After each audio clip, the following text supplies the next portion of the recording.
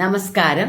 ഞാൻ doctor Shobhana Mohandas, Sun medical and research സെൻറ്ററിൽ gynaecologist and laparoscopic സർജനായിട്ട് വർക്ക് ചെയ്യണു. ഇന്നിവിടെ ഗർഭസമയത്ത് സന്തോഷമായിരിക്കുന്നത് എന്തുകൊണ്ട്, എങ്ങനെ എന്നുള്ളതിനെ പറ്റിയിട്ടുള്ള ഒരു വീഡിയോ ആണ് ഞാൻ ഷെയർ ചെയ്യുന്നത്. നമ്മൾ പ്രഗ്നൻ്റ് ആകുമ്പോൾ എല്ലാവരും വളരെ ഹാപ്പി ആയിട്ടാണ് അതിലേക്ക് കയറുക. പക്ഷേ ചിലപ്പോൾ ഗർഭസമയത്ത് ഉണ്ടാവുന്ന പ്രശ്നങ്ങളെ കൊണ്ടോ നാല് പുറത്തുണ്ടാവുന്ന കാര്യങ്ങളെ കൊണ്ടുള്ള മെൻ്റൽ ടെൻഷൻ കൊണ്ടോ നമുക്ക് പ്രശ്നങ്ങൾ ഉണ്ടാവാം. ഈ പ്രശ്നങ്ങൾ നമ്മുടെ കുട്ടിയെയും കൂടി ബാധിക്കാമെന്ന് പലരും മനസ്സിലാക്കുന്നില്ല. മനസ്സിലാക്കിയാൽ അതിന് എന്ത് ചെയ്യാൻ പറ്റുന്നുള്ളതിനെ പറ്റി യാതൊരു ധാരണയും ഉണ്ടാവില്ല. ഇതിനെക്കുറിച്ചുള്ളൊരു വീഡിയോ ആണ് ഇന്നിവിടെ പ്രസന്റ് ചെയ്യുന്നത്.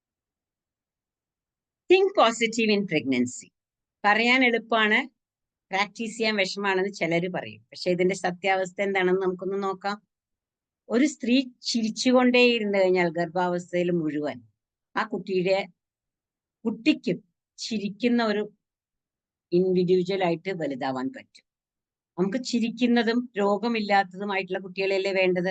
അപ്പൊ നമ്മളെല്ലാവരും ചിരിക്കുന്ന ഒരു സമ്പ്രദായത്തിലേക്ക് നീങ്ങണം. ചിരിക്കുന്ന ആളുകൾ ലോകം മുഴുവൻ ഉണ്ടായിക്കഴിഞ്ഞാൽ ഇന്നത്തെ കൂട്ടക്കൊലകളൊക്കെ ഉണ്ടാവുമോ? ഇല്ലല്ലോ. അപ്പൊ അത് മാത്രല്ല, നമുക്ക് സ്വന്തം നല്ലതല്ലേ. അപ്പൊ അതെങ്ങനെ ചെയ്യാൻ പറ്റുന്ന നമുക്കൊന്ന് നോക്കുക. ഏറ്റവും ആദ്യം എന്താണ്, ഒരു ഗർഭം ധരിച്ചു കഴിഞ്ഞാൽ ചെറിയ ചെറിയ പ്രശ്നങ്ങളൊക്കെ വരും. പക്ഷെ ഈ ചെറിയ പ്രശ്നങ്ങള് ഒരു മിഥ്യാധാരണ എന്താണ്, ചെറിയ ഒരു വേദന വന്ന് അയ്യോ എന്റെ കുട്ടിക്ക് എന്തെങ്കിലും പറ്റുമോ, അയ്യോ ഒരു ഛർദി വന്നു കഴിഞ്ഞാൽ അയ്യോ എന്റെ കുട്ടിക്ക് എന്തെങ്കിലും പറ്റുമോ, എന്റെ കുട്ടിയെ ഞാനല്ലേ നോക്കേണ്ടത്, അപ്പൊ എന്റെ കുട്ടിക്ക് എന്തെങ്കിലും വന്നു കഴിഞ്ഞാൽ പ്രശ്നം വരാതിരിക്കാനായിട്ട് ഒരുപാട് പറയും. പക്ഷെ സത്യാവസ്ഥ എന്താണ്, ചെറിയ പ്രശ്നങ്ങള് അല്ല നിങ്ങളുടെ കുട്ടിയെ പ്രശ്നക്കാരെയാക്കാൻ പോകുന്നത്.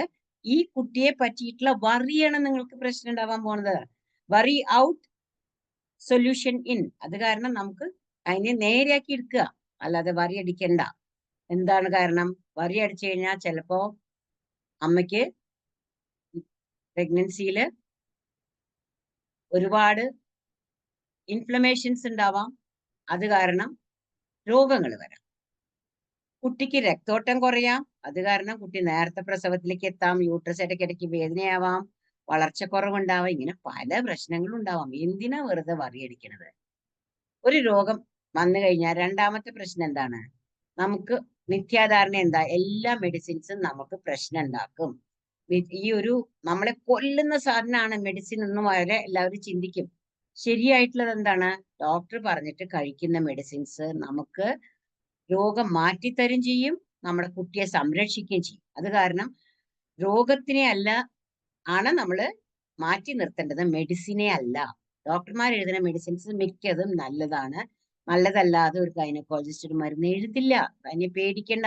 രോഗം മാറ്റി മാറ്റി വെച്ച് മെഡിസിൻ കഴിക്കാണ്ട് മാറ്റി വെച്ചുകൊണ്ടിരിക്കുന്നത് അത്ര വലിയ കേമത്തൊന്നുമല്ല. ആവശ്യമുണ്ടെങ്കിൽ മെഡിസിൻ കഴിക്കുക, അതല്ലെങ്കിൽ അതിന് വേണ്ട പ്രതിവിധി എന്താന്ന് വെച്ചാൽ അത് ചെയ്യുക. അതാണ് അഭികാമ്യം.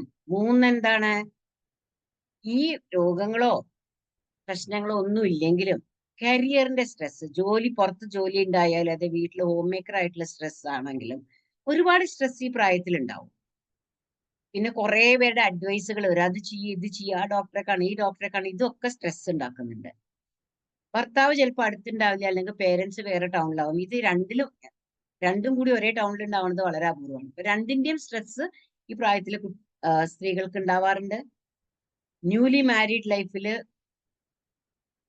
പുതിയ ഒരു ഫാമിലി ആയിട്ട് പുതിയൊരു ഭർത്താവുമായിട്ട് കോപ്പപ്പ് ചെയ്യാനുള്ള വിഷമങ്ങൾ, ഇതെല്ലാം നമുക്ക് സ്ട്രെസ് ഉണ്ടാക്കും.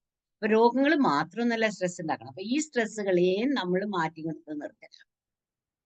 എന്തുകൊണ്ടാ, സ്ട്രെസ് ഉണ്ടായാൽ നമുക്ക് രോഗങ്ങൾ വരാം. ഞാൻ പറഞ്ഞില്ല IUGR ഉണ്ടാവും. അപ്പൊ അതെങ്ങനെ സോൾവ് ചെയ്യാം?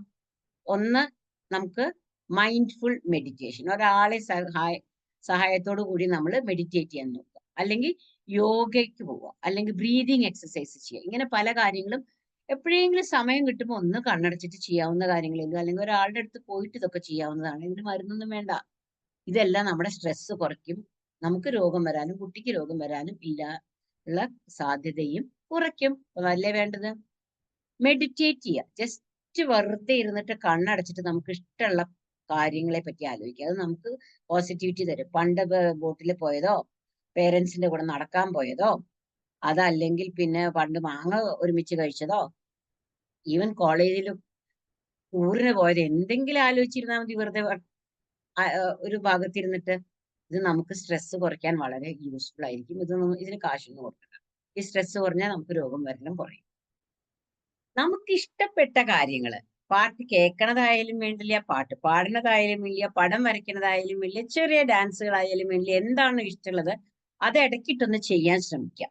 അപ്പൊ നമുക്ക് മറ്റുള്ള സ്ഥലത്തുള്ള ബാഹ്യമായിട്ടുള്ള ടെൻഷൻസ് ഒക്കെ കുറയാൻ ഉപകരിക്കും. ഇഷ്ടപ്പെട്ട ആളുകളുമായിട്ട് സംവദിക്കുക. ഫോണിലായാലും വേണ്ടില്ല, കണ്ടിട്ടായാലും വേണ്ടില്ല. അവരുടെ സാമീപ്യം നമുക്ക് കുറച്ചും കൂടി വിഷമുള്ള ആൾക്കാരുമായിട്ട് ഇടപഴകാൻ ഹെൽപ്പ് ചെയ്യും. നമ്മൾ അവരുമായിട്ട് ഡിസ്കസ് ചെയ്യുമ്പോൾ കുറേം കൂടി നമ്മുടെ കാര്യങ്ങൾ എളുപ്പമായിരിക്കും. Share with somebody. കൺഫൈഡ് ചെയ്യണം. ആരോടെങ്കിലും നമ്മുടെ പ്രശ്നങ്ങൾ പറയണത്. മിക്ക ആൾക്കാർക്കും നമ്മുടെ നാട്ടിൽ ഫാമിലിയാണ് ഇമ്പോർട്ടന്റ്. പക്ഷെ പുറം നാട്ടിൽ ഫ്രണ്ട്സ് ആണ് ഇമ്പോർട്ടന്റ്. ഫാമിലി ആയാലും വേണ്ടില്ല, ഫ്രണ്ട്സ് ആയാലും വേണ്ടില്ല, നമ്മൾ ആരോടെങ്കിലും നമ്മുടെ പ്രശ്നങ്ങൾ ഏതു നേരം പ്രശ്നം പറഞ്ഞ് നടക്കരുത്. സന്തോഷം നമ്മൾ പങ്കിടണം. അപ്പോ ഇടപെടലുകള് റിസർച്ച് പ്രകാരം നമ്മളെ സ്ട്രെസ്സിൽ നിന്ന് വിമുക്തയാക്കും. അത് നമ്മൾ ഇമ്പോർട്ടന്റ് ആണ്. പ്രശ്നങ്ങൾ ഉണ്ടായത് ഇങ്ങനെ മാറ്റി വെച്ച് പോകരുത്. അതൊന്ന് ഡിസ്കസ് ചെയ്ത് അപ്പൊ തന്നെ സോൾവ് ചെയ്യുക. പക്ഷെ വഴക്കിടരുത്. Forget, forgive.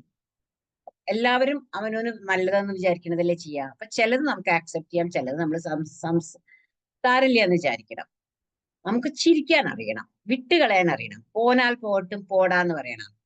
അങ്ങനെ ചിരിക്കുന്ന അച്ഛനും അമ്മയും ഉണ്ടെങ്കിൽ അല്ലേ കുട്ടി ചിരിക്കുന്ന ഒരു കുട്ടിയാവുള്ളൂ. നമുക്ക് ഏതു നേരം കരഞ്ഞ് ചുണ്ടെടുക്കുന്ന കുട്ടിയല്ലല്ലോ വേണ്ടേ. അപ്പൊ ചിരിക്കൂ ചിരിക്കൂ ചിരിക്കൂ. നമുക്ക് സ്ട്രെസ് ഉണ്ടാവുന്നത് പലപ്പോഴും നമ്മുടെ കാര്യങ്ങൾ കഴിയാത്തതിന്റെ ആയിരിക്കും. അപ്പൊ നമ്മൾ എല്ലാതും ഒന്ന് എഴുതി വെച്ചിട്ട് സ്റ്റെപ്പ് ബൈ സ്റ്റെപ്പ് അതെങ്ങനെ ചെയ്യാൻ പറ്റുമെന്ന് പഠിച്ചു കഴിഞ്ഞാൽ വീട്ടിലത്തെ പണിയായാലും അതെ, ഓഫീസിലത്തെ പണിയായാലും അതെ, അത് കുറച്ചും കൂടി എളുപ്പമുണ്ടാവും ചെയ്യാനായി.